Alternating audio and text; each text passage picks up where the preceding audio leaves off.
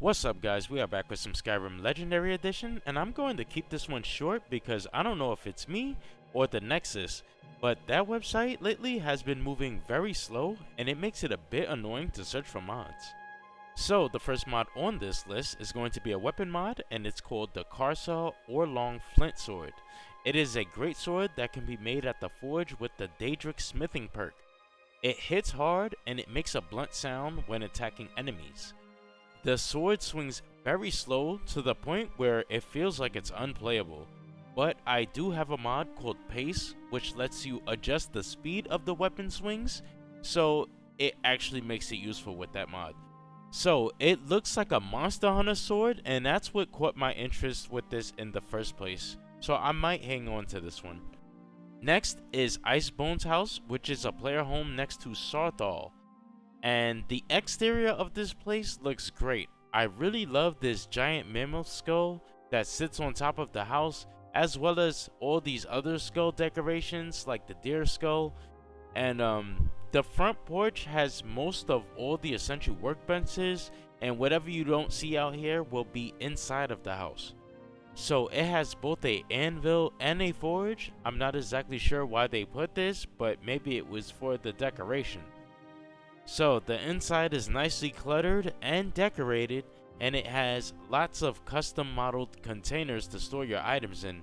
However, many of these containers were in a foreign language, so you might have to go and fix that up with Xedit. I really like this house. It will need some minor edits, for a full English translation, but it is definitely something that I will hold on to. Next is Riverwood Chapel 2. And this is going to put a chapel in Riverwood. I will show you the location of this place.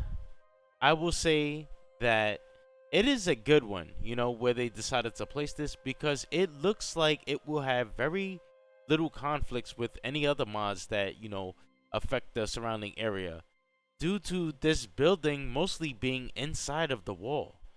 So on the interior of this place, there's about 2 floors. The bottom floor is like a Hall of the Dead, so there's a bunch of tombs and static skeletons just standing up along the walls. It's not much of anything going on down here. But the top floor was more like a living area with several rooms. There was a kitchen, dining area, and a bedroom with beds and things like that. There was also like 2 full-size beds in there, and they weren't owned, so you were able to sleep in them. And there was also a room there was like a giant shrine like room, and it had like all the shrines in there with like some items laying next to them, which you can pray at them. So if anyone that you pray to, like Stendar or Talos, all of those shrines were in the same room.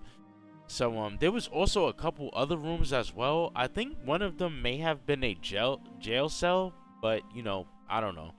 So there was 2 NPCs in here as well. One looked like a priest, but he didn't have anything to say, and he didn't have any healing dialogue or anything.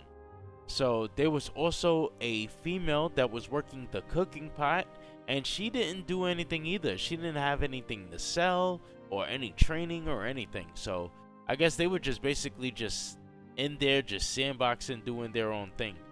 So I see mods like this and it's a bit sad, because the building of this place is actually very nice, but the NPCs didn't provide any service. Like, they didn't have any life to them. So it's an okay mod, but it just feels unfinished. And that's going to do it for me on this video. Like I said, Nexus is acting up and it's really bad, so I didn't want to wait for all the loading up of random mods just to keep on seeing these body slide files. So I will link the mods that are shown in this video in the description below, and I thank you all for watching, and I will see you next time.